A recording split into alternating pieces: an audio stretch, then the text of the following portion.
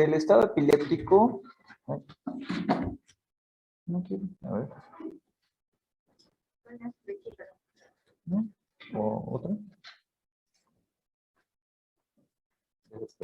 Ya. Bueno, entonces el estado epiléptico es una máxima expresión de la actividad epiléptica, es lo más fuerte que vamos a ver en epilepsia. Pues va a conllevar una alteración sistémica de diferentes situaciones que llevan a un estado de hiperexcitación cortical y subcortical del cerebro y que, bueno, esto va a llevar a un funcionamiento aberrante. Es una emergencia médica, neurológica, que pues pone en riesgo la vida del paciente. O sea, de un estado epiléptico la gente sí se muere, si no se detecta a tiempo o deja secuelas bastante severas. Entonces, hay pacientes que su primera manifestación va a ser un estado epiléptico y esa va a ser la primera manifestación de su epilepsia que ya van a tener a lo mejor el resto de su vida. 30-44% de los pacientes que saben que tienen epilepsia van a cursar en algún momento de su vida con un estado epiléptico. O sea, es algo que realmente aquellos que padecen epilepsia pues lo van a presentar en algún momento. Y bueno, antiguamente se consideraba que el estado epiléptico tenía que durar mucho tiempo. Se consideraba como aquellas crisis que se repetían continuamente, en donde no había una recuperación de la conciencia o el estado neurológico basal. Recuerden que hay personas que tienen cierta secuela cognitiva por razones así de hipoxia neonatal o alguna secuela de traumatismo. Entonces, a veces en esos es un poquito más difícil de evaluar su estado de conciencia, pero entonces se denomina su estado neurológico basal previo. Y bueno, se definía como un límite temporal de 30 minutos de crisis continuas. Pero esto pues posteriormente se vio que podía ser diferente y ahora se define como aquella crisis en donde no hay una recuperación del estado basal que dura 5 minutos o más. Entonces, a partir de 5 minutos ya el problema se vuelve serio. Entonces, es por eso que se tiene que identificar rápidamente, porque ya desde los 5 minutos va a empezar a haber algunos cambios internos dentro de las neuronas que llevan a que un estado de hiperexcitabilidad se pueda pues volver prolongado y refractario al tratamiento. Normalmente se considera que es una incidencia baja, o sea, afortunadamente no le sucede a todo el mundo, 61 casos por cada 100,000 habitantes al año. Es la segunda emergencia neurológica más común. ¿Recuerdan cuál es la número 1? Sí, esa es la número 1. Muy bien, la mortalidad general pues va a ser un poquito variable, depende de las condiciones previas, de alguna situación en donde se atienda al paciente. Entonces, en un promedio es de un 20%, aunque puede ir del 1.9% en centros especializados de tercer nivel a un 40% en centros donde pues no se cuenta con el personal médico y el equipo necesario para el manejo de este padecimiento. Entonces, en Estados Unidos se reporta una incidencia anual de más de 150,000 casos de estado epiléptico convulsivo generalizado. El estado epiléptico, ahorita más adelante lo vamos a ir mencionando, es muy distinto el epiléptico, así que se puede ver, o sea, con movimientos tónicos o clónicos, neoclónicos, etcétera, al que no se puede ver, que es el estado epiléptico no convulsivo, que ese es a veces un poco más delicado, pero siempre hay que tenerlo en cuenta. Entonces, bueno, ya dijimos que la mortalidad va a ser dependiente de diferentes factores, entre ellos la causa subyacente, si existe refractariedad a las crisis previamente o durante el desarrollo de esta entidad, la edad, comorbilidades médicas previas, la lesión cerebral hipóxica isquémica es la de peor pronóstico. ¿Esto cuándo sucede? Pacientes que, por ejemplo, fueron sometidos a cirugía, la clásica, ¿no? Que escuchan, no, pues es que lo operaron y ya no despertó. Bueno, En esos casos donde muchas veces existen episodios de hipoxia cerebral y esto conlleva a una encefalopatía anoxoisquémica con subsecuente desarrollo de un estado epiléptico, y estas son de muy mal pronóstico porque son de difícil control y no responden a fármacos antiepilépticos habituales. Entonces, casi siempre cuando exista la posibilidad de que haya una lesión isquémica, de entrada, pues hay que comentar con los familiares que es un pronóstico, pues, un poco sombrío. Bueno, el riesgo de epilepsia después de un estado epiléptico es 3 veces mayor, o sea que si tuviera un estado epiléptico, pues ya la probabilidad es que ya se vuelvan epilépticos de por vida, ¿no? O sea, ya es bastante alta la probabilidad. Las secuelas funcionales pues van a ser también acorde a la causa que lo desencadenó. No es lo mismo un estado epiléptico desencadenado por un trastorno metabólico, a uno causado por un traumatismo craneoencefálico, a otro por lesión anoxoisquémica, a otro por infección o causas autoinmunes. O sea, según la causa, pues vamos a tener las posibles secuelas funcionales. Y la recuperación del estado basal pues va a ir de un 63% en estado epiléptico no refractario versus el refractario que solo va a ser de un 21%. O sea, aquellos que caen en un estado epiléptico refractario desgraciadamente van a quedar con algún tipo de secuela pues en más de un 79% de las veces, ¿no? Entonces, sí hay que identificarlo para tratarlo y que no se vuelva refractario. Las convulsiones se convierten en autosostenidas debido a pérdida en el balance de la transmisión neuronal de excitadores versus inhibidores. Entonces, bueno, va a haber algunos cambios dentro de las neuronas en las uniones sinápticas. Los receptores GABAérgicos se van a internalizar dentro de la célula y van a sufrir cambios en las subunidades. Esto quiere decir que va a haber menos receptores inhibidores. Entonces, aunque le administremos medicamentos, pues no va a haber sitio donde puedan estos actuar. Y va a haber una mayor expresión de, bueno, de los receptores excitatorios dependientes de glutamato, los NMDA, los AMPA, sobre los inhibitorios. Con el paso de las horas y los días, esto va a llevar a una muerte neuronal por citotoxicidad debido al glutamato. Entonces, bueno, esto pues, conlleva obviamente que a problemas en corto plazo. En este esquema tenemos en la parte de arriba aquellas neuronas que son GABAérgicas y abajo las que son dependientes de NMDA, o sea, excitatorias. Entonces, después de unos cuantos minutos, sobre todo ya de los 30 minutos, que anteriormente ese era el límite de tiempo para definir un estado epiléptico, pero ya se vio que se tiene que tratar antes para no llegar a ese punto, se ve que muchos de los receptores que tenemos acá, que son respondedores o que fijan el GABA, empiezan a internalizarse, se empiezan a recubrir de creatina y se llevan al aparato de Golgi, a los lisosomas, se empiezan a destruir y ya no hay receptores en donde vaya a actuar los fármacos. El fármaco principal, en este caso, ¿cuál sería? Como algo que les suene que se da en estos casos. ¿Ya han visto algo de epilepsia?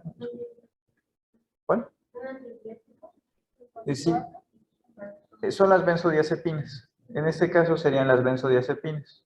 Son las que principalmente van a actuar sobre los receptores GABA. En tanto que en estado normal, la expresión de los receptores para NMDA es normal o baja, pero con el estado epiléptico va a haber un aumento en la expresión de esos receptores sobre la membrana sináptica. Entonces, va a haber más sitios en donde se puede recibir esta respuesta excitatoria y pues va a llevar a ese desequilibrio, ¿no? Con el paso de las horas y los días, esto va a llevar a la muerte por citotoxicidad. O sea, recuerden que tanta excitación pues va a llevar a que se consuman muchos de los nutrientes, sobre todo ATP, y esto conlleve a un metabolismo anaerobio, pero pues eso en las células neuronales pues los lleva a la muerte. Entonces, es por eso que, bueno, desde las primeras horas se puede notar algunos cambios, pero ya los cambios internos, los que son más lentos, dependientes de expresión de algunas enzimas y demás, receptores, esos conllevan, bueno, tardan días a semanas. Y esto explica del por qué algunos fármacos también van a perder su efectividad. O sea, pacientes que decían, no, pues es que yo tomaba mi EPAMI, que es fenitoína, pero ahorita ya no me funciona, bueno, es por la pérdida que existe de, ahora sí que tanto receptores como las neuronas que empiezan a morir y que pues ya se empiezan a volver a de funcionamiento aberrante. Bueno, se han estado haciendo algunos cambios en clasificación, pero bueno, eso a lo mejor para ustedes, pues de por sí, como es la primera vez, pues va a ser nuevo.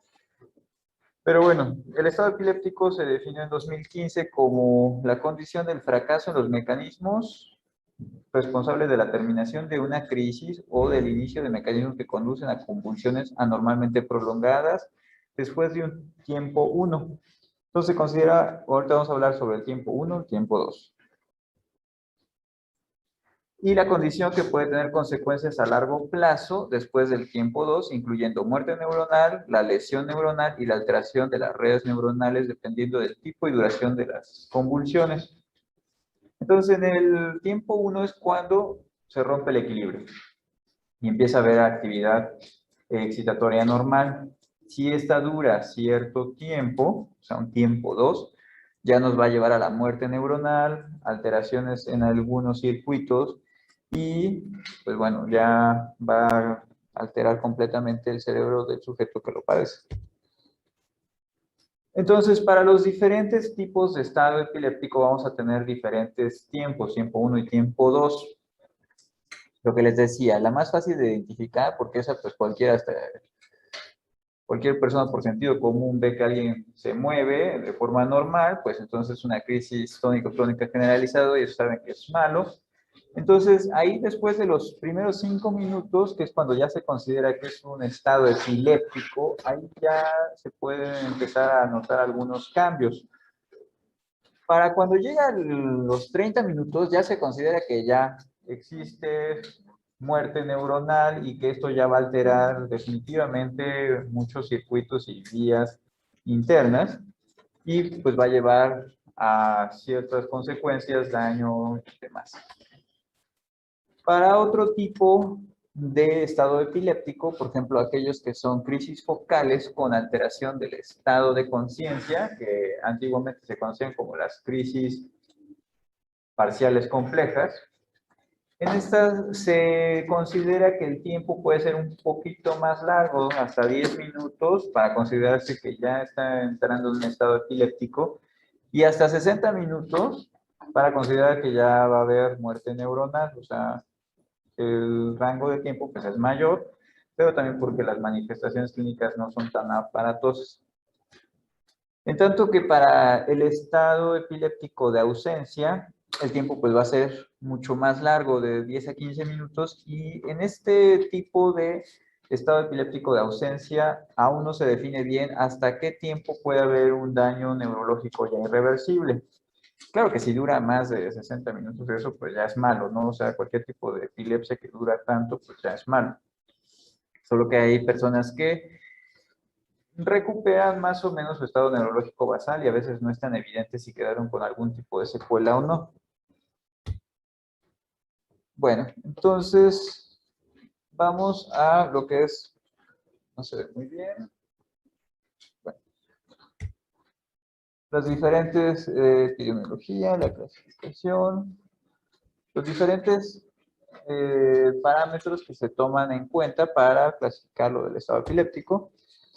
Entonces, la presentación clínica del estado epiléptico, ¿no? Si es generalizado, si es de inicio focal con alteración de la conciencia, si es de ausencias, si existe la presencia o no de los signos motores, que eso es realmente muy fácil de detectar, el grado de alteración de la conciencia, estados confusionales agudos con cambios en el electroencefalograma, lo que les había dicho, el estado epiléptico no convulsivo. Pacientes que, por ejemplo, llegan a urgencias y dicen, no, pues, quién sabe por qué está en coma. y aparentemente pues no hay una causa identificable, o sea, que no tuviera accidentes, que no tuviera datos de respuesta inflamatoria sistémica, que no tuviera a lo mejor antecedentes de algún traumatismo o consumo de alcohol o algo así, y que no sabe qué está pasando y por qué está en coma, pues hay que sospechar de que se pudiera tratar de un estado epiléptico no convulsivo. En cuanto a la etiología, causas conocidas, causas desconocidas, o sea, como lo que habíamos dicho ahorita. Y ya con el electroencefalograma, ahí sí vamos a poder tener diferentes pues, datos, sobre todo bastantes, para poder darle un nombre al patrón electroencefalográfico, describir la morfología de la actividad de las ondas, la ubicación en el cerebro, las características relacionadas con el tiempo de que se dan, por ejemplo, puede ser que sean a intervalos diferentes, las descargas anormales, epileptiformes o semejantes a patrones epilépticos. La modulación quiere decir que si esto se modifica con alguna maniobra que le pidamos hacer al paciente o maniobras farmacológicas, ya sea administración de algún tipo de antipiléptico, algún tipo de anestésico durante la realización del registro y que con esto se pueda también determinar el tipo de estado epiléptico. Por ejemplo, vamos a tener estados epilépticos no convulsivos, en donde se administre diazepam y se valora el tiempo que dura el efecto, porque puede ser que solo dura algunos segundos, en donde se suprima completamente la actividad bioeléctrica cerebral y luego, tras algunos segundos o minutos, reaparezca nuevamente, que esto es muy común en el estado epiléptico secundario a hipoxia, encefalopatía anoxioisquémica. Y con esto se valora el efecto de la intervención. Esto ya es más para fines de terapia intensiva, para saber qué tipo o qué tan profundo debe ser la inducción al coma. Y bueno, los diferentes grupos de edad en donde se puede llegar a presentar y cómo se va a clasificar y a tratar. Es muy distinto en el neonato, al lactante, en la infancia, la adolescencia y los ancianos. Cada grupo de edad pues, va a tener características, etiologías más comunes que pues también tanto van a orientar al tipo de estado epiléptico como también a su manejo. Bueno, de las causas, pues aquí hay que considerar diferentes etiologías. La más común, que esto seguramente ya lo han escuchado, siempre el descontrol de crisis es por niveles bajos de antiepilépticos. O sea, pacientes que ya se conocen con epilepsia y que dicen, no, pues yo ya no quiero tomar mis medicamentos y convulsión. O que se les olviden, dicen, ¿qué va a pasar? Bueno, pues ya convulsionan también. Otras causas que son secundarias a algún tipo de lesión, pues pueden ser infarto cerebral, que ya dijimos que esa es la primera emergencia neurológica, hemorragias, abscesos, tumor, contusiones o meningoencefalitis por cualquier causa. Anoxia o hipoxia, cualquiera de esas ya hemos dicho bastante veces que es mala. Las causas metabólicas, que esto es bastante común en pacientes nefrópatas, hepatópatas, en donde llegan a tal grado de insuficiencia de esos órganos que acumulan suficientes toxinas que afectan al encéfalo. Y bueno, también está el abuso de algunas sustancias, drogas, supresión alcohólica, todo esto pues puede llevar a también un estado epiléptico.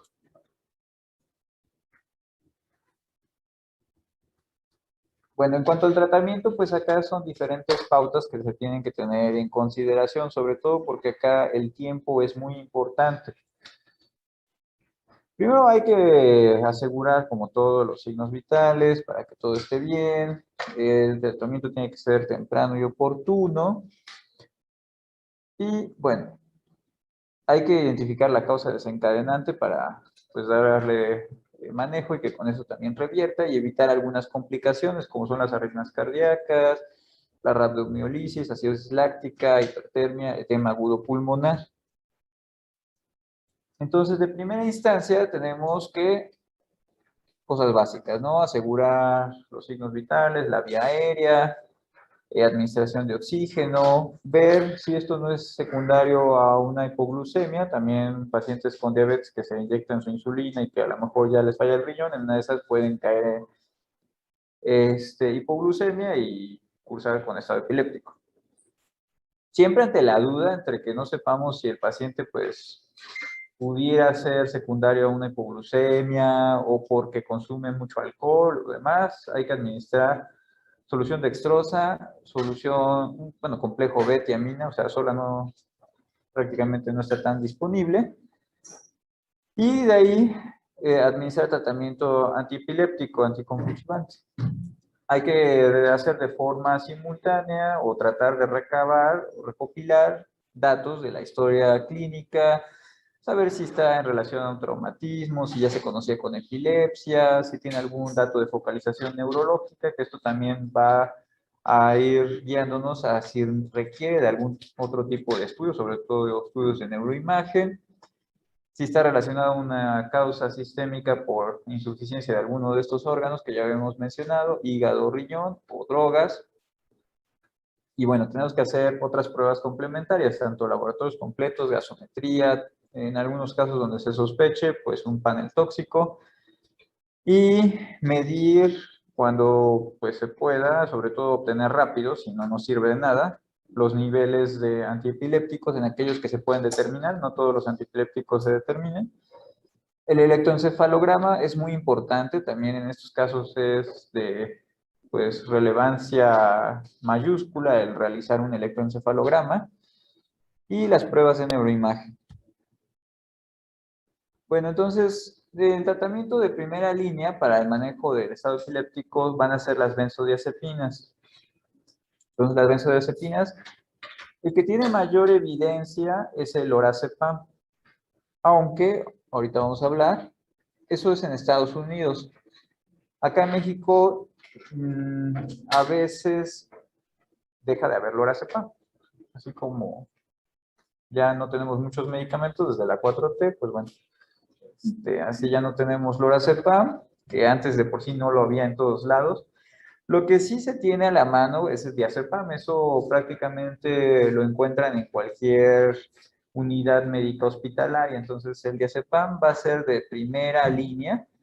Entonces cualquier paciente que llegue con crisis convulsivas hay que administrarle diazepam. De esto 10 a 20 miligramos o lo pueden ir haciendo lento, ¿no? Realmente lo tiene que hacer rápido, inmediatamente, en cuanto llegue, hay que tratar de tener una vía permeable y administrarlo. Y en lo que va pasando todo esto, aunque aquí en el gráfico ustedes observen que viene graduado por minutos, como todo esto tarda, o sea, de aquí que le dicen a la enfermera, prepara la fenitoína y demás, como todo eso lleva mucho tiempo, desde que llega hay que irlo solicitando, porque también si perdemos tiempo, el paciente pues se va a ir agravando, porque ya dijimos que si no se yugulan las crisis, pues esto va avanzando. Se hace una impregnación con fenitoína de 15 a 20 miligramos por kilogramo de peso y esto lo vamos a pasar a una velocidad de infusión no mayor a 50 miligramos por minuto. Si las crisis ahí cesan, pues ahí nos quedamos. Pero si esto no es así, entonces podemos continuar con fenitoína, ya una dosis un poquito más baja, de 5 a 10 miligramos por kilogramo de peso. Si esto no cede, bueno, fenobarbital y acá en México ya no hay. Bueno, es muy buen antiepiléptico y ya si no tenemos eso, pues bueno, podemos subir a midazolam o propofol. Tiopental, eso ya es manejo de terapia intensiva porque conlleva cambios hemodinámicos serios y que se tienen que monitorizar bastante. Entonces ya usar el coma barbitúrico, pues sí conlleva ciertos riesgos y que de preferencia se tiene que manejar en una terapia intensiva. Existen otros esquemas, bueno, sobre todo cuando hay recursos y hay disponibilidad de diferentes fármacos, pues podemos hacer diferentes combinaciones. El esquema previo es como más para la realidad de Latinoamérica, porque pues esos son los fármacos que hay. Otros esquemas, pues bueno, en Estados Unidos sí se cuenta con clorazepam, IV y en todas las presentaciones, diazepam, clonazepam, en caso de que no se tuviera, pues bueno. El fenobarbital, que ya también aquí en México luego escasea bastante, y de ahí hacer combinaciones con fosfenitoína, el valproato, levetestam, la cosamida, que no en todos lados están disponibles intravenosos. O sea, a veces eso, lo de los fármacos sí es un tema importante porque muchas veces dicen, bueno, pues ahí está el esquema, pero resulta que en México muchas veces de todo lo que aparece en las guías americanas, pues no existe. Pero bueno, entonces van por niveles hasta llegar a anestésicos ya como el tiopental, midazolam, propofol, que esto también se tienen que ir graduando. Hay una dosis de carga y dosis de mantenimiento, que pues esto para que se vaya controlando porque todos estos conllevan ciertas reacciones sistémicas secundarias, o sea, también tienen sus riesgos y por eso ya se tiene que tener al paciente monitorizado, bien vigilado, porque pueden presentarse algunas situaciones adversas. Los agentes ya de segunda línea, o sea, de aquí a que ya se administran los primeros fármacos, podemos agregar otro antiepiléptico que puede ser el valproato, el levetiracetam, la lacosamida, el topiramato.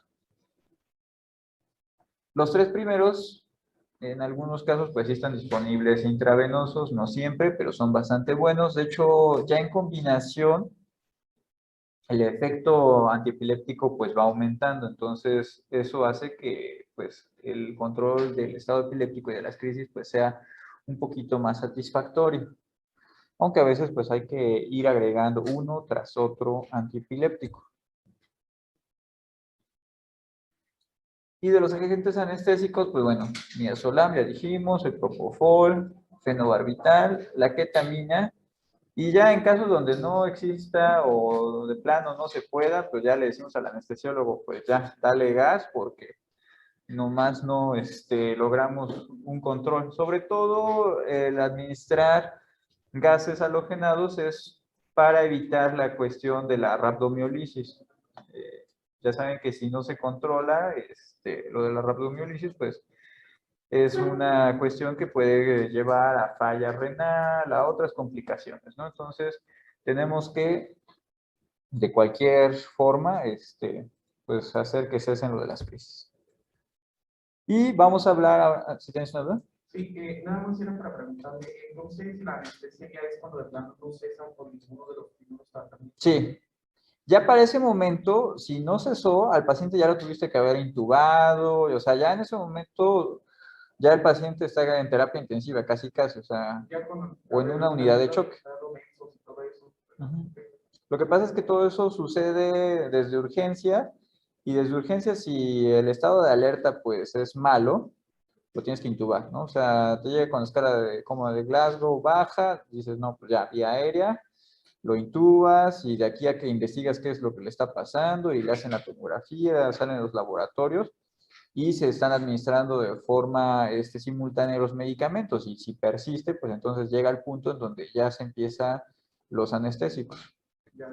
Y si no, ya cuando se considera la administración de cosas más fuertes, ya sea como el tiopental, la ketamina, ya tiene que ser en terapia intensiva porque pues ya son fármacos anestésicos, ya y se calculan a otras dosis diferentes a cuando nada más te van a anestesiar ligero, o sea que no te quieren matar.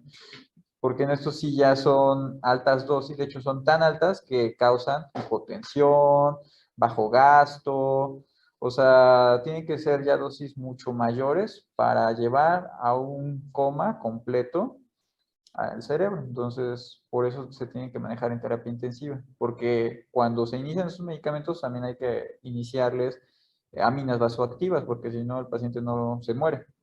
Y se tiene que tener un acceso venoso central, o sea, colocar catéter. Todo eso lleva su tiempo, entonces es de forma pues simultánea, se van haciendo diferentes cosas. Cuando la situación, pues, no más, ¿no? Porque hay situaciones que tristemente no cesan, entonces se está considerando el estado epiléptico súper refractario. Entonces, el estado epiléptico superrefractario, realmente recientemente se empezó ya a hablar del estado epiléptico superrefractario. No es infrecuente encontrarlo en pacientes que están en UCI, o sea, pacientes que ya por sí están en UCI por X o Y razón. Muchas veces, la mayoría de estos pacientes es por un traumatismo craneoencefálico, porque es uno de los principales motivos de admisión en terapia intensiva. Y que los pacientes nomás no despiertan, hay que sospechar de que pudieran estar en un estado epiléptico, pero como ya pasó mucho tiempo y a lo mejor nadie se dio cuenta o no había forma de monitorearlo y demás, pues bueno, ya de entrada se considera que puede ser súper refractario y es un problema pues bastante serio porque ya dijimos que cuanto más difícil sea el control de las crisis, pues va a llevar a mayores secuelas neurológicas y pues obviamente que también la muerte, ¿no? No se sabe bien de su frecuencia, por lo mismo de que es algo que no se ve tan fácil y es necesario a fuerza hacer un electroencefalograma. Entonces es aquel estado epiléptico que tras 24 horas de tratamiento ahí sigue, o sea, no mejora y que bueno, a pesar de los anestésicos y demás, ahí sigue. Incluye los casos en donde ya se había controlado aparentemente, se empieza a disminuir el fármaco anestésico y volvemos a encontrar actividad epileptiforme. Aquí en estos, pues bueno, el tratamiento va a ser una combinación de todo. Ya hablamos de las primeras fases, de los 30 minutos, de los primeros 2 horas, ya luego más de 2 horas y después de 24 horas, que es cuando ya llegamos al super refractario y es ahí cuando ya empezamos a hacer combinaciones de diferentes terapias. Realmente ya es como a ver qué pega, porque la verdad es que muchas veces estos pacientes son de mal pronóstico.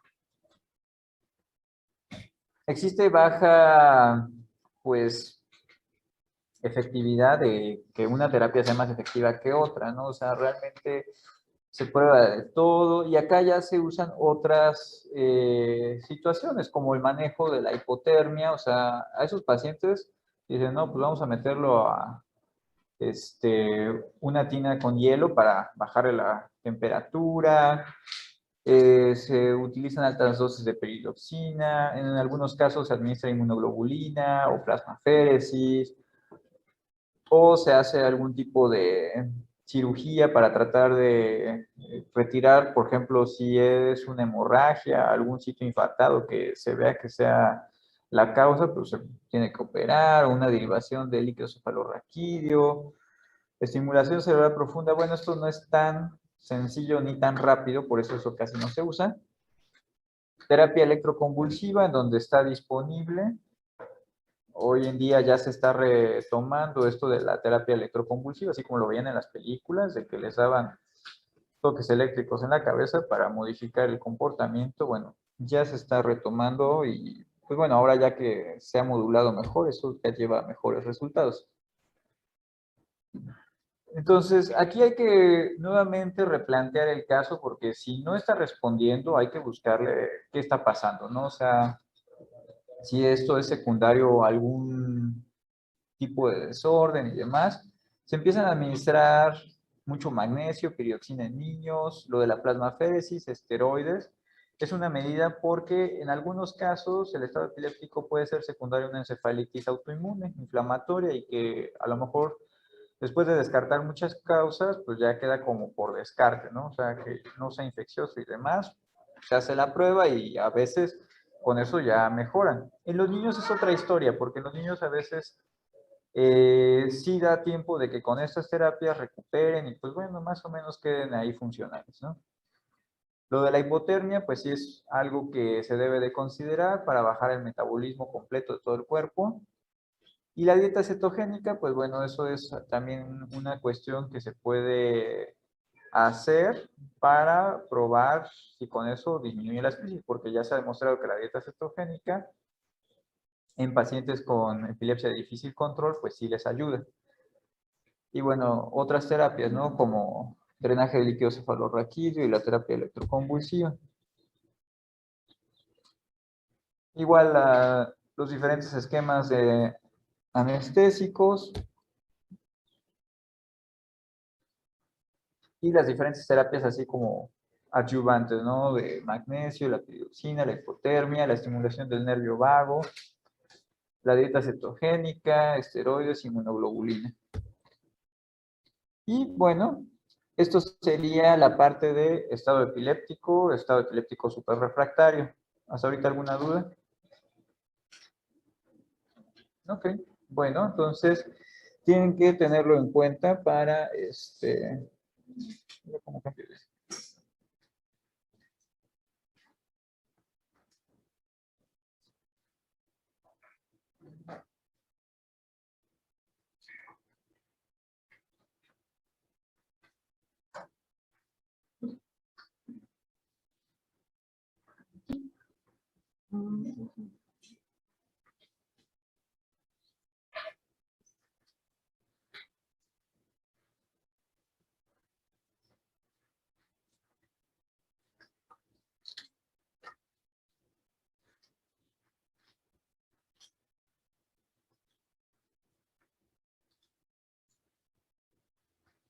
Bueno, entonces ahorita vamos a hablar sobre el abordaje de una primera crisis convulsiva.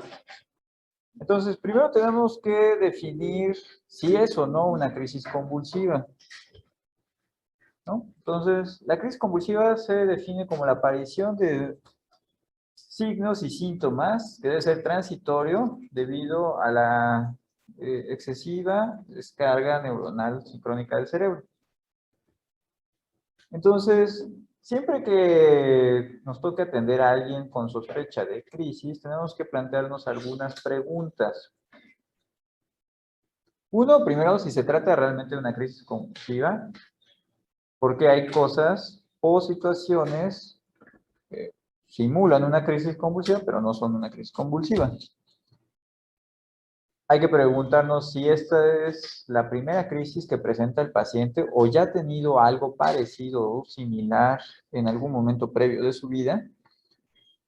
¿Es una crisis provocada, o sea, si es sintomática, secundaria a alguna otra cosa, o no provocada? ¿Qué estudios le vamos a realizar al paciente? Si se trata de epilepsia o no. Y sobre todo, pues muchas veces tenemos que establecer el riesgo de la recurrencia y esto también va de la mano en que si le vamos a dar tratamiento antiepiléptico ya de fijo o no. Sobre todo, en qué casos vamos a considerar tratamiento antiepiléptico como preventivo. No siempre se debe de utilizar fármacos antiepilépticos. Aunque haya convulsionado, no siempre vamos a dejar ya tratamiento antiepiléptico. Y algunas consideraciones especiales, ya hablamos sobre el estado epiléptico, ¿no? Que eso es de las cuestiones más críticas. Entonces, primero que nada, como todo en medicina, tenemos que hacer una buena historia clínica, porque el diagnóstico principalmente es clínico. Acá sí tenemos que dedicarle un poquito más de tiempo a escuchar al paciente, a interrogar algunas cosas, para poder determinar si el padecimiento que nos refiere el paciente cumple con las características que son compatibles con epilepsia o no. También porque puede ser que no sea compatible. Entonces tenemos que dedicarle un tiempo considerable a recabar esa información. Bueno, entonces hay que preguntar qué estaba haciendo justo en el momento donde le dio la crisis. O sea, si recuerda o no. Si hubo algún síntoma sugestivo de un aura. Los pacientes les tenemos que decir aura, que normalmente ya no se debe utilizar ese término, pero bueno, vamos a decirle si tuvo o no síntomas de aura, que estos son síntomas prodrómicos previos a la manifestación ya epiléptica. ¿Y cuáles fueron? O sea, ¿qué fue lo que sintió? ¿Cuál fue la secuencia? Aquí es muy importante, así de, aunque lo repitamos una y otra vez, porque luego el paciente nos quiere contar otras cosas y qué le dijo su doctor y qué salió en su estudio, pero eso no es relevante, es cuál fue la secuencia, o sea, qué pasó primero, que a lo mejor nos digan, no, pues es que como que me sentía yo mareado y luego ya sentí como que me hablaban, pero escuchaba así de lejos y ya luego ya no me acuerdo. Y me dijeron que estuve tirado y demás, bueno. Todo eso es importante y sobre todo preguntarle, bueno, ¿y más o menos qué tiempo le dijeron que transcurrió? Y por ejemplo, si dicen, no, pues es que como que me sentía yo mal y todavía me dio tiempo de sentarme y como que estaba yo viendo mi teléfono y ya luego como que me sentía yo mal y ya luego ya no supe. Otro que dice, no, pues no me dio ni tiempo, o sea, de repente sentí el mareo y ya no supe de mí hasta que desperté en urgencias. Entonces, sí tenemos que hacer un poquito más de semiología médica. ¿Qué sucedió cuando la convulsión terminó? Que eso a veces no lo va a poder decir el paciente porque no se va a acordar. Acá nos tenemos que guiar sobre aquel testigo que haya estado ahí en ese momento. ¿Qué fue lo que hizo después de la convulsión y por cuánto tiempo? O sea, si estuvo dormido, si estuvo confuso. O sea, por ejemplo, hay pacientes que tienen cambios conductuales posterior a la crisis, pero que ellos no son del todo conscientes de esos cambios conductuales. ¿Qué tiempo le duró? Eso es muy importante. No es lo mismo que digan, no, pues la señora ahí que dice, no, pues es que entonces se me fue y ya no me acuerdo de nada y eso me duró 3 días. No, eso ya no es crisis convulsiva, ya es psiquiátrica y ya hasta no demostrar lo contrario. ¿Hubo conciencia durante el evento o no? Eso es importante. Ocurrió una falta de respuesta, o sea, que perdiera completamente el estado de vigilia. Presentó mirada fija. Esto va a ser muchas veces recabado por el familiar. Hay familiares que sí son abusados y que sí dicen mucha semiología y otros que no aportan nada. Ocurrió apertura o cierre de los ojos, hubo temblor en los párpados, presentó desviación de los ojos hacia aquel lado, eso es también muy importante. Toda esta semiología y estas preguntas van enfocadas a poder determinar el sitio probable de origen de la actividad epileptiforme. ¿Hubo contracción facial, sí o no? Si presentó rigidez, tuvo espasmos en las extremidades o no, presentó palidez o cianosis, presentó relajación de esfínter, ya sea urinario, anal, cualquiera de esos. ¿Hubo algún otro hallazgo autonómico? O sea, piloerección, diaforesis, dilatación pupilar, taquicardia, bradicardia. Es muy importante porque hay pacientes que incluso en la crisis convulsiva, pues ahí se mueren, ¿verdad? Entonces, son detalles que sí hay que preguntar. ¿Hubo más de una crisis convulsiva? ¿Qué tan similares fueron una de otra? Si, por ejemplo, hay un paciente que dice que en un mismo día convulsionó de 4 o 5 formas distintas, igual hay que pensar que es psiquiátrico, ¿no? Porque normalmente las crisis llevan un patrón establecido. Las pruebas de laboratorio, bueno, siempre ante una primera crisis tenemos que hacer pruebas de laboratorio, sobre todo porque debemos de determinar si hay alguna alteración en cuanto a los electrolitos, la BH, la función renal, las pruebas de funcionamiento hepático, porque ya dijimos que si falla hígado, riñón o cualquier cosa, va a llevar a un daño cerebral. Cómo están los electrolitos, si hay sospecha de exposición a algún tóxico. Y de ahí tenemos que hacer un estudio de neuroimagen, bueno, es lo más conveniente. Aunque la Academia Americana de Neurología dice en qué casos sí, en qué casos no, bueno, en este caso, cuando es un paciente con una primera crisis convulsiva, podemos hacer tomografía o resonancia. Aquí no se le da preferencia a una u otra, más que nada se considera la disponibilidad y los recursos, ¿no? Con que tenga cualquiera de los dos, pero que tenga un estudio de imagen ya es bueno. En cualquier tipo de crisis de inicio focal, que hubiera tenido un antecedente de un traumatismo reciente, aunque sea un golpe muy leve y convulsionó, hay que hacer estudio de imagen. Pacientes de mayores de 40 años que tengan una cefalea de reciente aparición, o sea, que ellos no se conocieran con dolores de cabeza y que este se vuelva ya muy persistente y acompañado de un déficit focal, bueno, hay que hacer un estudio de neuroimagen, tenemos que descartar otras cosas. Pacientes que ya se conocen con cáncer, bueno, eso pues ya, si presentan crisis convulsivas y cáncer, pues es que ya, bye. Alteración prolongada del estado mental, o sea, aquellos pacientes que dice, por ejemplo, lo sabe un internista o su médico y dicen, no, pues es que yo ya le hice de todo y nomás no despierto. Pacientes en tratamiento con anticoagulantes, o sea, todos los pacientes que tienen algún trastorno ahí cardíaco, arritmia y demás, que están con anticoagulantes o trastornos hematológicos y que dicen, no, pues es que yo era muy sano, pero hoy no me tomé la sinocumarina y ya no sé por qué convulsionó. Bueno, Seguramente por ahí ya hay un problema en su cerebro relacionado. Fiebre, o sea, siempre cualquier paciente que debute con crisis convulsiva y haya tenido un antecedente de fiebre o febrícula, hay que sospechar de que se pudiera tratar de una neuroinfección, por ejemplo. Y sospecha de inmunosupresión, o sea, aquellos pacientes que dicen,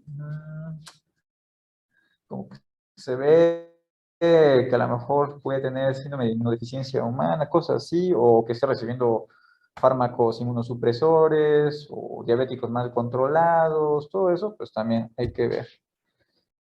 ¿Y en qué pacientes que ya se conocen con epilepsia les tenemos que hacer el estudio de imagen? Porque luego hay pacientes que dicen, oye, ¿no me va a hacer estudio de imagen? No, o sea, no se trata nada más de mandarlos a radiar o que se les haga estudio así porque sí. Se va a mandar a realizar cuando exista un cambio en la semiología, o sea, que cambie el patrón de crisis convulsivas, cambio en la duración de las crisis, o sea, que digan, no, pues es que ahora ya me duran más tiempo, ya no me hace efecto el fármaco, la frecuencia de las crisis convulsivas, que estas igual aumenten de frecuencia, y que, por ejemplo, el estado posictal sea más prolongado, o sea, pacientes que dicen, no, pues es que antes me recuperaba después de 5 o 15 minutos, ahora tardo casi una hora en que recupere, entonces ahí sí tenemos que hacer estudio de neuroimagen. Y bueno, el electroencefalograma, pues ya les había dicho que es de importancia mayúscula siempre en el abordaje de cualquier trastorno paroxístico. Se solicita para apoyar el diagnóstico, o sea, es un estudio de apoyo, pero también, bueno, nos va a ayudar a clasificar, aunque, por ejemplo, debemos de tener en cuenta que un estudio normal no nos excluye o descarta completamente epilepsia. Y ahorita vamos a ver por qué.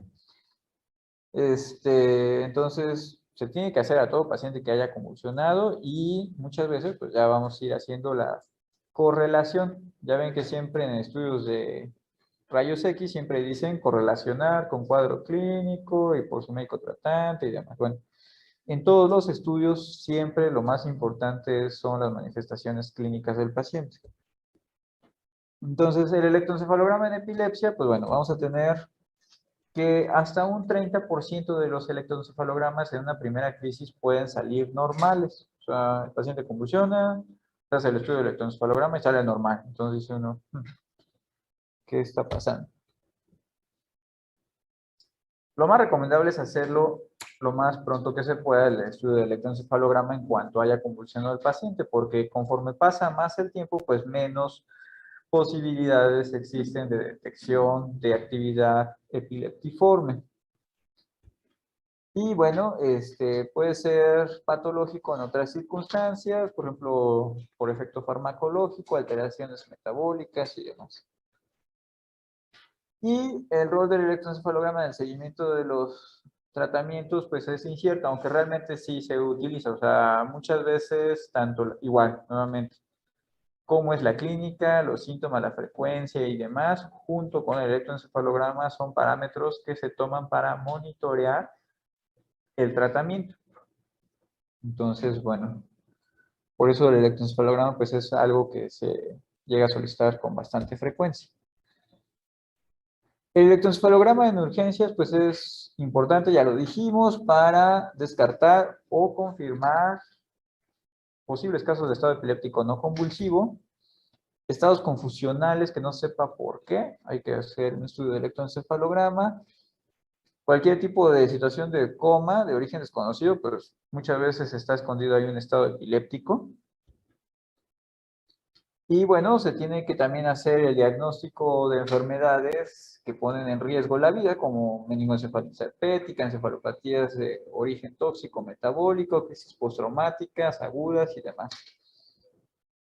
Y la monitorización continua pues va a ayudar a determinar también la pauta en el tratamiento, ¿no? Sobre todo cuando es refractario de lo que acabamos de hablar, ¿no? Eso es muy importante. Entonces, respecto a tu pregunta, por ejemplo, tenemos al paciente, está conectado a muchas bombas de infusión, al ventilador y se le está haciendo el estudio de electroencefalograma. En el monitor, pues ya vemos que existe una actividad paroxística asimétrica para un hemisferio, en tanto que para el otro no. Entonces, En esos casos posiblemente se pueda tratar de una encefalitis viral o que se esté infartando ese lado o que ya se haya infartado o que tenga una hemorragia, hematoma y demás. Y con el electroencefalograma pues se ve rápidamente que existe una actividad eléctrica anormal. Entonces esto es bastante útil y que bueno, puede hacer la diferencia entre que un paciente desarrolle secuelas a largo plazo o no. Y bueno, otras pruebas que van a apoyar el diagnóstico, pues bueno, vamos a tener que realizar electrocardiograma, porque muchas veces hay que descartar arritmias cardíacas, sobre todo porque estas pueden conllevar a bajo gasto y a baja perfusión cerebral y que nos den ataques isquémicos transitorios y que simulen episodios paroxísticos, epilépticos, que no exista ningún problema a nivel pulmonar, la gasometría, cómo está, para ver si existe o no sospecha de algún tipo de hipoxia. La punción lumbar, sobre todo cuando sospechemos de que pudiera haber una neuroinfección o algo autoinmune o invasión por cáncer, que ya esté muy avanzado el asunto. Se prefiere realizar una punción lumbar. Y esto pues para mandar a hacer un análisis de líquido cefalorraquídeo, que eso ya alguna vez lo habíamos mencionado, que es muy importante de realizar. En la hemorragia subaracnoidea con una tomografía normal, igual, cuando es ahora sí que la sospecha es muy alta de que se pudiera tratar de una hemorragia subaracnoidea, pero la TAC se ve normal, se tiene que hacer la prueba de la punción lumbar para mandar a determinar si existen o no crenocitos, que eso ya imagino que alguna vez se los comentaron. Los pacientes con neoplasias conocidas y que se hayan ido a las meninges, ¿no? Todos aquellos que cursan con carcinomatosis meninge. Entonces, bueno, también es algo que ustedes tienen que considerar. En cuanto a la clasificación de la epilepsia, pues ya dijimos que esto ha ido evolucionando. Pues ahora sí que lo último es lo del 2017. La clasificación pues va a comenzar con la determinación si existe, bueno, si son de inicio focal o generalizada. De ahí la importancia que a través de la historia clínica podamos tratar de determinar esa situación. Entonces, en algunos casos no vamos a saber bien cómo está el asunto. Entonces, ahí lo vamos a denominar de inicio incierto, o sea, desconocido, porque no sabemos. Y esto a lo mejor porque o nadie lo vio y el paciente no se acuerda, o el paciente no cuenta con el suficiente nivel cognitivo para describir sus síntomas, que eso también puede ser otra situación. El paciente no puede expresar lo que siente y entonces nos lleva a que no podamos determinar inicialmente eso. Esto que a lo mejor ya se los han mencionado, la terminología que ha ido cambiando. Anteriormente pues se hablaba mucho de crisis parcial, epilepsia idiopática, epilepsia sintomática, epilepsia criptogénica. Desde 2010 pues ya esto ha ido cambiando hacia crisis focales, epilepsia de etiología genética, porque hoy en día pues ya en caso de que esté disponible y que se sospeche, se manda a hacer una prueba genética para confirmar diagnóstico y sobre todo también con esto se puede hacer pues una mejor planeación respecto al tratamiento para poder determinar qué fármacos iban a ser más útiles y cuáles no tanto. La epilepsia de etiología estructural metabólica y la epilepsia de causa desconocida, cuando ya se hicieron todos los estudios y a pesar de todo eso no se identifica alguna causa, pues entonces se deja como de causa desconocida. Esto con el tiempo pues puede ir cambiando porque como muchas enfermedades, algunas tardan algunos años o décadas en manifestar pues otros datos, ¿no?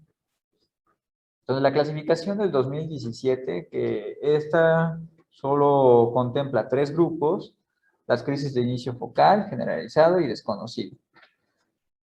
Las de inicio focal aquí, pues, si está alterado o no el estado de conciencia, que lo que les había dicho, el estado neurológico basal previo.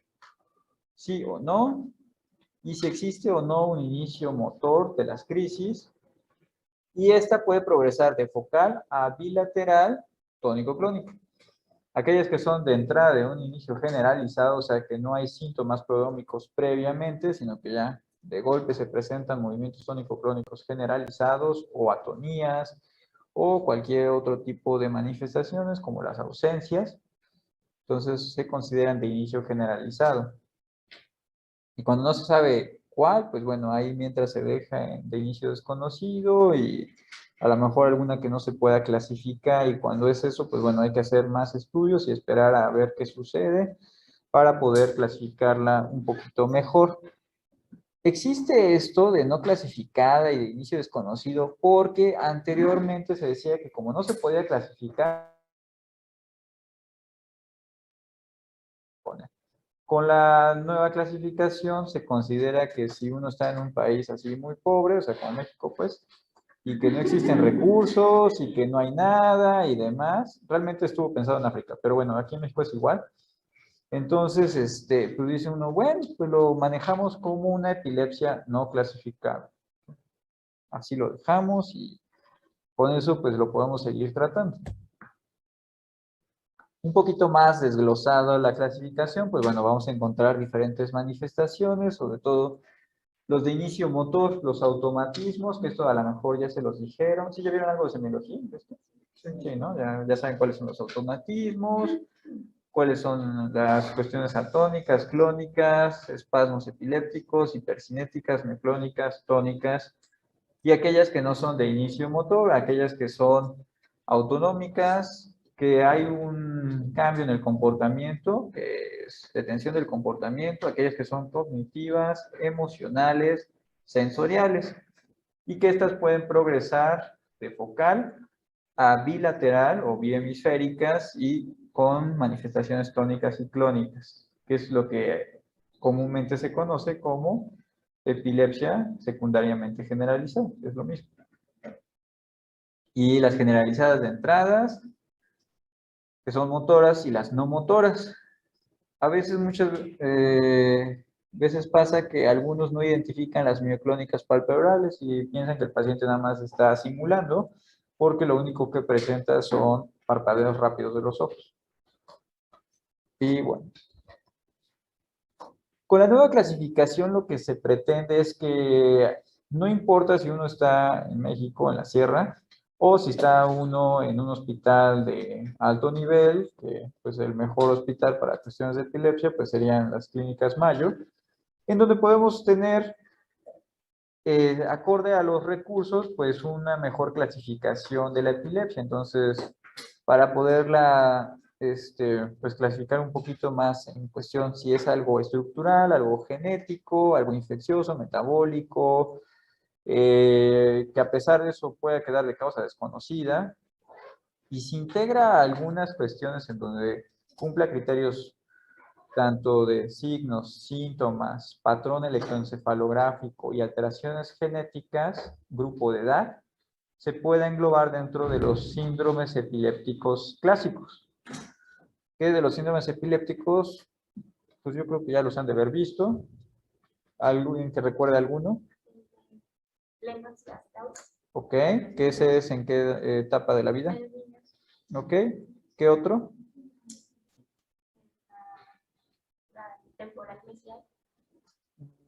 Bueno, ese es un tipo de epilepsia. El otro que dijo de ausencias, sí está bien. ¿Ese en qué grupo de edad se da? ¿Qué tan infancia? En la etapa escolar temprana, ¿no? ¿Qué otro? Que les puede dar más a adolescentes. Predominio en mujeres.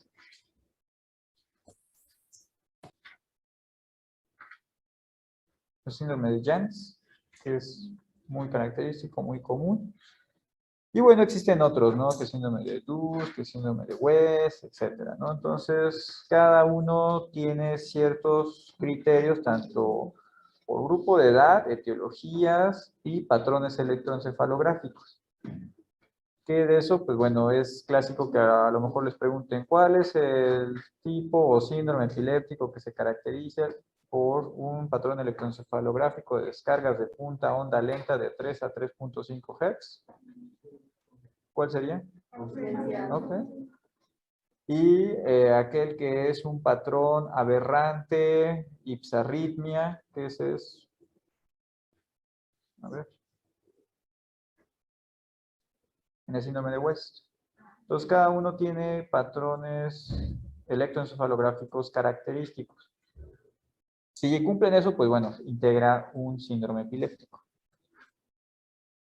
Entonces, bueno, si tenemos un paciente adulto con crisis epilépticas, entonces tenemos que ver primero, bueno, aquí no se ve casi, pero si hubo síntomas o no previamente, si hubo alguna causa precipitante, si es la primera vez, si ya se conocía con epilepsia, y en base a eso tenemos que ir viendo si necesitamos hacer algún tipo de estudio adicional y en qué casos vamos a tener que internar al paciente. No siempre lo vamos a tener que internar. Respecto a lo del electroencefalograma, lo que les decía, no siempre nos va a salir anormal, cosa que no nos debe desalentar a repetirlo. Tenemos que hacerlo incluso con diferentes condiciones. Por ejemplo, el primero puede ser en vigilia y demás, que eso nos puede salir normal. Entonces, para mejorar la sensibilidad, pues le decimos al paciente que lo vamos a desvelar, o sea, que se tiene que desvelar, no dormir, para repetir el estudio y con eso aumentar la sensibilidad y con eso va a haber una mayor probabilidad de que este salga positivo. Si eso no resulta, bueno, entonces tenemos que llevarlo a un estudio a lo mejor de electro prolongado en sueño para que durante las crisis, bueno, durante el sueño se pueda detectar la actividad paroxística y en algunos casos pues se tiene que hacer un video electroencefalograma de larga duración, que este puede ser de días a semanas. Entonces, bueno, para que lo tengan en cuenta y que un estudio de electroencefalograma normal no excluya el diagnóstico de epilepsia, sobre todo cuando las características semiológicas son altamente sugestivas de que se trata de epilepsia. Y aparte, aquellos que dijeron de la epilepsia temporal mesial, ¿qué característica tiene?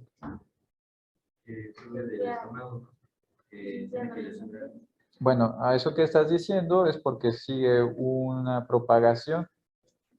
¿Y qué característica tienen estas crisis? Muchas veces los electroencefalogramas en un alto porcentaje van a salir normales porque justamente la actividad paroxística está en la región mesial. Entonces el electroencefalograma de superficie no lo va a detectar. Justamente por esta razón de que aquí está la región mesial y los electrodos se ponen aquí afuera. Entonces no lo vamos a detectar en la mayoría de los casos. Es en esos momentos en donde se tienen que hacer estudios de larga duración. ¿Okay? Entonces, para que lo tengan en cuenta que existen ciertos tipos de crisis convulsivas en donde de entrada esperamos que a lo mejor nos vaya a salir normal, o sea, y eso no nos debe desalentar a hacer de forma distinta el estudio o más prolongado. Bueno, entonces aquí igual esto engloba mucho de lo que ya dijimos, que si se trata o no de epilepsia, el protocolo de estudio, descartar otras causas, pues ahora sí que metabólicas, tóxicas, infecciosas y demás. ¿A qué paciente vamos a hospitalizar? Eso es importante. Aquel que, por ejemplo, tenga un estado posital prolongado, o sea, aquel paciente que sí refiera que su estado posital es más largo de lo habitual o que si es la primera crisis lo vemos todavía confuso, es mejor mantenerlo hospitalizado porque puede existir un riesgo de recurrencia de crisis. Sobre todo por esta situación, puede ser que en las primeras 12 horas podamos encontrar una recurrencia de crisis en este paciente que está convulsionando por primera vez. Y cuando dura la crisis convulsiva más de 15 segundos, sobre todo que puede existir el riesgo de estado epiléptico, anomalías en la exploración neurológica, o sea que encontremos datos de focalización, datos de hipertensión endocraniana, signos meningios, que tenga descontrol de una enfermedad sistémica subyacente, ya sea diabetes, hipertensión, enfermedad renal, hepática. Si existe traumatismo craneoencefálico y este convulsiona, se tiene que quedar definitivamente. Y cuando existen crisis convulsivas ahí como no muy claras, focales, también. Bueno, ¿cuál va a ser el riesgo de recurrencia? Entonces, según el tipo de crisis, sobre todo en las focales con alteración del estado de alerta, pues ahí va a ser un poquito más probable que tengamos otra crisis, sobre todo si son desde etapas muy tempranas del nacimiento, pues esto va a hacer que tengamos un mayor riesgo de crisis. Entonces, por eso es importante preguntar si había tenido alguna crisis previamente. Muchos pacientes dicen, no, pues es que me dijo mi mamá que de chiquito tuve crisis febriles. Y luego, pues, a los 20 años eso convulsionan. Bueno, quizás por eso, por ahí va el asunto, ¿no? Si hay algún tipo de causa sistémica secundaria, pues bueno, el riesgo a lo mejor no es tan alto, sobre todo, por ejemplo, en pacientes con enfermedad renal o hepática, bueno, pueden convulsionar, pero a lo mejor ya no vuelven a convulsionar si se controlan. Cuando hay un traumatismo craneoencefálico, pues sí puede ser que un 40% de los pacientes queden con epilepsia. Y bueno, la duración prolongada, ¿no? Sobre todo aquellos que caen en estado epiléptico, ya dijimos que el riesgo de que se vuelvan epilépticos, pues es 3 veces mayor. Y en el traumatismo craneoencefálico, pues ahí hasta la primera semana va a ser leve de un 2%, moderado de 2 a 5% y graves del 12 al 15%. O sea, no todos los traumatismos craneoencefálicos van a causar epilepsia. Muchos pacientes dicen, no, pues es que porque me pegué hace 20 años. No, eso tiene que ser en los primeros 30 días después del traumatismo. Si no, ya no cuenta. Cuando hay causas como neuroinfección, pues aquí el riesgo es mayor. Y bueno, pues si existe algún tipo de déficit focal, algún retraso psicomotor, pues obviamente, historia familiar en causas genéticas, el electroencefalograma que tenga ya anomalías, o sea, primera crisis más electroencefalograma normal, ya saben que eso se define como epilepsia. La neuroimagen que tenga anomalías estructurales, o sea, aquellos que tengan, por ejemplo, un infarto, una displasia cortical, algún tipo de polimicrogiria, paquigiria, agenesia de cuerpo calloso, cualquier otra alteración que ya sea muy evidente que su cerebro no es normal, bueno, pues ya va a ser epiléptico.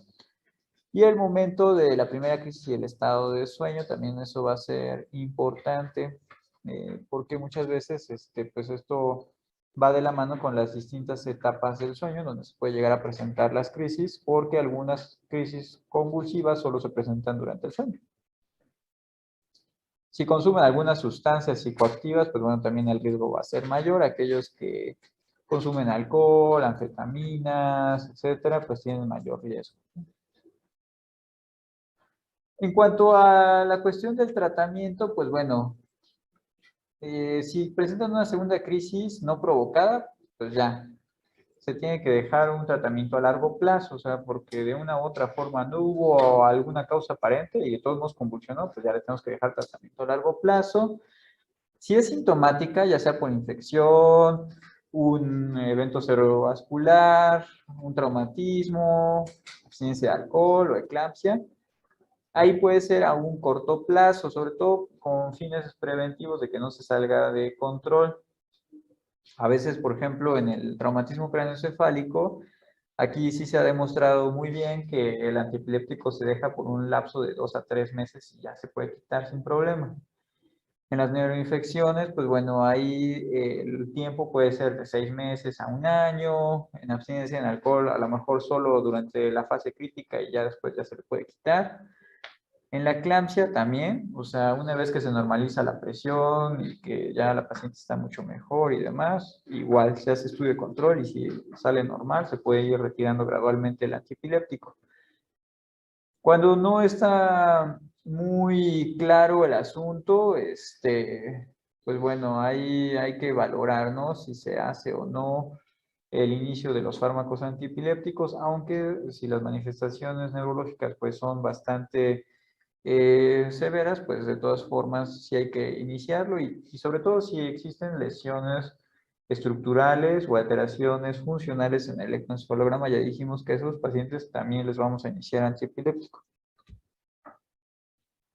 Entonces, para la elección del fármaco antiepiléptico tenemos que considerar distintos aspectos. No podemos usar el mismo fármaco para todo tipo de pacientes y para todo tipo de crisis. Entonces, primero, por la semiología, definir si se trata de una crisis de inicio focal o generalizada. Si tenemos pacientes con alguna comorbilidad y también el tipo de fármaco, cuáles son los efectos secundarios y si este es seguro para el grupo de edad, género y demás, ¿no? O sea, todo eso tenemos que irlo considerando, cuáles son los deseos o cuáles son las actividades del paciente para que también eso lo tengamos en cuenta a la hora de elegir un fármaco antiepiléptico. Entonces, existen algunos fármacos que son de uso común y que tienen un buen perfil de tolerancia y pocos efectos secundarios, como el levetiracetam, la lacosamida, gabapentina y pregabalina. Los dos últimos son antiepilépticos muy suavecitos, que esos en casos de epilepsia real pues no nos sirven de mucho. De seguridad, pues bueno, el levetiracetam, la motrigina, oxcarbazepina, topiramato, valproato, gabapentina en monoterapia y la lacosamida como adyuvante, puede ser. Los de amplio espectro, pues que vamos a tener el levetiracetam otra vez, la motrigina, el valproato, el topiramato o la soniazida. Y aquellos que están disponibles intravenoso, que ya les dije que aquí en México luego no hay de todo disponible, más que lo más común, levetiracetam y fenitoína es lo más común. El valproato cuando está disponible pues es bueno y la lacosamida muy pocas veces la llegamos a encontrar. Y bueno, existen situaciones clínicas especiales en donde por enfermedades sistémicas o alguna condición fisiológica transitoria pues están contraindicados algunos fármacos, ¿no? O que no son los más adecuados. Por ejemplo, situaciones de cardiopatía, insuficiencia cardíaca, arritmias. De preferencia, no vamos a utilizar fenitoína porque ya saben que la fenitoína tiene un efecto sobre canales de sodio, entonces esto nos puede llevar a que se desencadene otra arritmia, pues. Nefrópatas, insuficiencia renal, en hemodiálisis. Acá no se recomienda tanto vigabatrina, gabapentina y pregabalina. Esto por su eliminación renal y que causan mucho efecto de somnolencia, no tanto por otra cosa. De hecho, hay pacientes con esa enfermedad y que de todas formas reciben gabapentina o pregabalina, pero para el control sintomático, por ejemplo, de síntomas neuropáticos, ya sea neuropatía que tengan en extremidades y que, bueno, les ayude. En hepatopatías, ahí definitivamente el valproato pues va a tener que reconsiderarse y no administrarse por el procesamiento, ¿no? Que se metaboliza predominantemente en hígado, clobazam tampoco, el clonazepam de preferencia tampoco y la lamotrigina tampoco. En el embarazo, pues, valproato va a estar contraindicado definitivamente y las alternativas pues van a ser la lamotrigina, la carbamazepina. Y aunque ahí dice precaución, pero ya el levetiracetam ya se recorrió al grupo de fármacos seguros durante el embarazo, entonces es algo bastante bueno. El topiramato sí no es conveniente. Cuando están con anticonceptivos orales, pues bueno, algunos medicamentos no se van a recomendar por la interacción con estas hormonas, la carbamazepina, fenobarbital, fenitoína, primidona, oxcarbazepina, topiramato. Y en los adultos mayores, casi la mayoría de los medicamentos pueden causar agudización de síntomas cognitivos, ¿no? Entonces, la lacosamida tiene bajo impacto, levetiracetam, la lamotrigina, gabapentina y soniazida.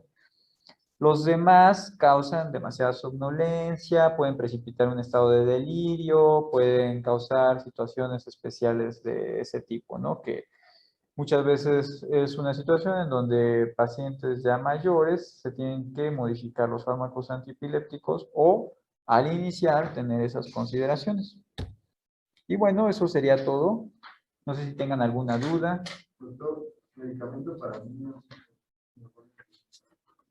Bueno, en los niños ahí igual va a haber ciertas consideraciones, pero en los niños sí, de primera instancia, muchas veces se utiliza el valproato, se va a utilizar en algunos casos especiales, o sea, por ejemplo, pacientes que ya se anticipa que tienen daño neurológico, o sea, que tuvieron hipoxia y demás, pero las crisis son de difícil control. Ahí pues se va a utilizar un poquito de fenobarbital, que ya no se debería de usar tanto. El topiramato es muy usado en pediatría. En casos de síndrome de West, pues la vigabatrina, sobre todo en los espasmos infantiles. El clobazam para la cuestión de las ausencias. Ese fármaco desgraciadamente no está disponible en México, pero es de las cosas más comunes, etosuximida, que son fármacos especiales como para la edad pediátrica. Y ACTH en casos de síndrome de West. Bueno, pues eso sería, digamos, lo que teníamos pendiente de ver con ustedes por hoy. ¿Alguna otra duda? Sí, a ver. Ahí en el estado epiléptico había un fenómeno que se llamaba estado crepuscular, donde el paciente como que ya va disminuyendo sus síntomas. Entonces, ¿cómo hacemos el diagnóstico ahí si no va a ser tan evidente la clínica? Es que siempre para el estado epiléptico lo más recomendable es que lo tengas monitoreado a un equipo de electroencefalograma. Entre que eso no es, lo más fidedigno es tenerlo con un monitoreo electroencefalográfico continuo. Entonces, esas cuestiones de estado crepuscular y demás no es tan conveniente si no tienes un respaldo de un electroencefalograma. Porque en el electroencefalograma realmente vas a saber si sí la situación ya va mejorando o no. Porque lo que habíamos dicho, si bajamos demasiado pronto los antiepilépticos, puede recurrir y volverse resistente.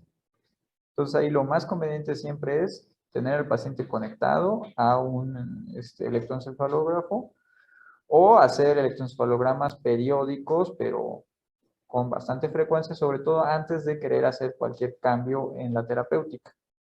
O sea, si no es posible tener un monitor electroencefalográfico continuo, se puede hacer un electroencefalograma de rutina previo a hacer cualquier tipo de ajuste.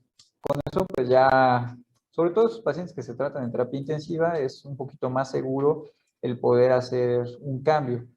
Una alternativa en muchas salas de terapia intensiva, el monitor principal, que es una serie de monitores, contienen dispositivos para el sistema BIS. Entonces, en el sistema BIS se registran las derivaciones frontales y con la actividad frontal se puede tener una aproximación en cuanto a la actividad bioeléctrica cerebral. Esto se ocupa mucho también, sobre todo en anestesia.